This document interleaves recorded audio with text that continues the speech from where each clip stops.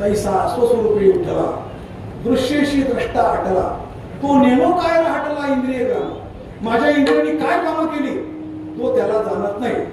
तो शरीराने केलं शरीराचं काम येते मी काही केलं नाही.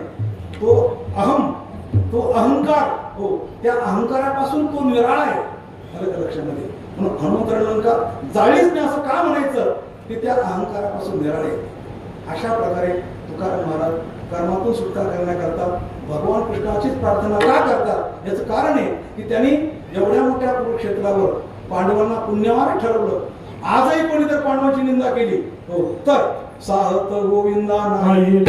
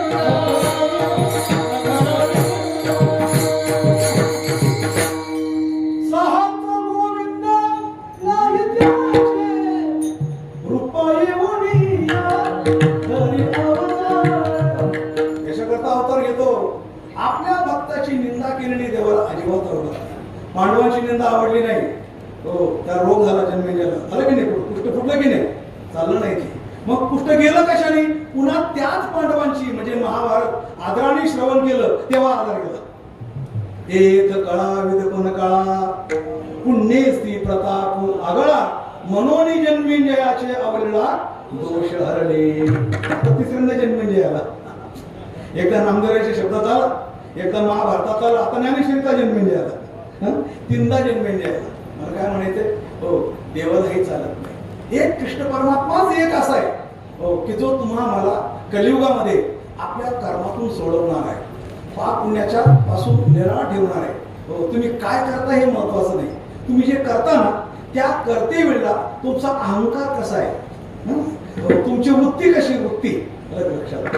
भगवद्गीता हे कर का हे करू नको याच्याकरता नाही सांगितली हो भगवद्गीता हे करत असताना तू कसा हो वृत्तीने झालं का लक्षामध्ये हो वृत्तीने कसा हो. माणूस कर्मभ्रष्ट असावा का तत्वभ्रष्ट असावा.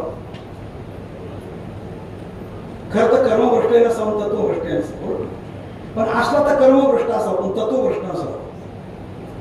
माणूस कर्मभ्रष्ट असला तरी चालत पण तत्वभ्रष्ट नसला पाहिजे. तत्वभ्रष्ट पुण्याला एक सिंधू नावाची मुलगी म्हणजे लग्न झालेली होती तिला काही लहान मुलं होते भांडे घासत होती एका श्रीमंताच्या घरी. भांडे घासता घासता हो ती इंग्लिश शाळेतली 9वी कविता गात होती. तो मालक त्याने बोलला बापरे इंग्रजी शिकलेली पोरगी 9वी कविता गाते आणि माझ्या घरात भांडे घासते. म्हणलं ए बाई तू नाव काय नाव सांग मला तू कोण आहे अशी आणि एवढी इंग्रजी शिकलेली मुलगी तुला ही वेळ का आली. 9वी शिकली म्हणून 10वी का शिकली नाही म्हणून शिकली ना 10वी शिकली म्हणून ग्रॅज्युएट पण झाले. म्हणजे 70 वर्षापूर्वीची ग्रॅज्युएट झालेली मुलगी आणि एका श्रीमंताच्या घरात भांडे घासते. बाई तुझं नाव काय. माझं नाव सिंधू गोडसे. सिंधू गोडसे आणि तू कोण आहे. नथुरामची सखी भाऊजाई आहे. नथुराम फासावर गेले म्हणे आणि माझे पती आणि नगरला जेलमध्ये त्याचं नाव गोपाळ गोडसे लक्षात. त्याची पत्नी माझं नाव सिंधू गोडसे मला 2 मुली असे लता विठ्ठलता अशा प्रकारच्या 2 मुली आणि मग तू हे काम का करते म्हणे आम्हाला कोणी काम देत नाही. नथुरामची भाऊजाई कोणी काम देत नाही. मग कुठंतरी नाव लपून भांडे घासावं काहीतरी पोट भरावं. तिने छाती ठोकपणे सांगितलं भले लोक आम्हाला काही म्हणू आम्ही कर्मभ्रष्ट आहोत पण आम्ही तत्वभ्रष्ट नाही. आम्ही माझ्या धीराने महात्मा गांधींना गोळी घातली, गोष्ट खरी आहे हो, पण त्यांनी काही पोटाच्या खळग्या करता नाही घातली, देशाला दुसऱ्या फाळणीपासून वाचवण्याकरता घातली. लोक सत्य मानो असत्य मानो अलग लक्षात, पण आम्ही मात्र स्वतःला कर्मभ्रष्ट मानतो, पण तत्वभ्रष्ट मानत नाही. माणूस कर्मभ्रष्ट जरी झाला तरी चालत. अर्जुनाने हजारो मारले, लाखो मारले हो, भीमाने हजारो मारले, लाखो मारले, धर्मराजाने पण मारले, पण म्हणून काय धर्मराजाला कोणी पापी ठरवतं का? सैन्य मारलं, युद्ध होतं, भाल्याने मारले, गदाने मारले, अर्जुनाने बाणाने मारले, पण मारले म्हणून त्यांनी खून नाही केला कोणाचा. ध्यान ठेवा, वध वेगळा आणि हत्या वेगळी. तुम्ही म्हणाल उद्या रामाने रावणाचा खून केला, म्हणाल का? रामाने रावणाचा खून केला का वध केला? बोला की काय केला? वध. तुम्ही म्हणाल उद्या कृष्णाने कंसाचा खून केला, खून केला का? काय केला? वध. वध म्हणजे मारणारा निर्देश असतो, मारणारा निर्दोष असतो, आणि ज्याला मारलं तो दोषी असतो त्याला म्हणतात वध. आणि खून म्हणजे निरापराधी माणसाचा केला जातो त्याला म्हणतात खून. एखाद्या माणसाने देशाला वाचवण्याकरता किंवा देशाला दुसऱ्या फाळणीपासून वाचवण्याकरता जर हातात पिस्तूल घेतला असेल लक्षामध्ये, तर त्या माणसाला तुम्ही कर्मभ्रष्ट म्हणा, पण तत्वभ्रष्ट म्हणता येणार नाही.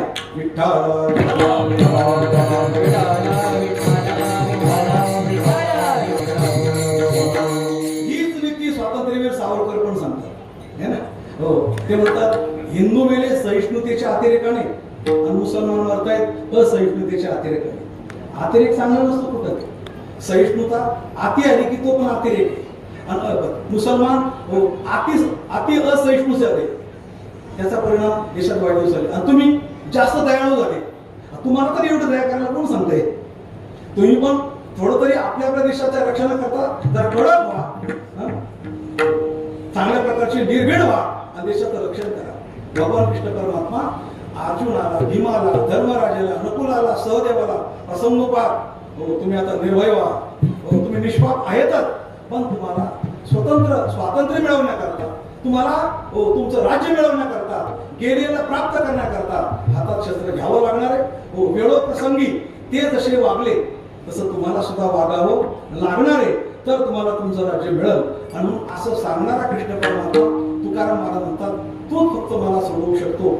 मज सोडवी दातारा कर्मापासून दुस्तरा. बरं तू इतक्या मोठ्यानं सोडवला आतापर्यंत कितीतरी हो अजामिळ भिल्ल तारिली कुंटिनी कितीतरी पापी, तेवढं तर मी पापी नाही हो. आणि माझ्यासारख्याचा अंगीकार करायला तुला असं कोणतं कोड आहे? हे अभंगाच्या तिसऱ्या चरणात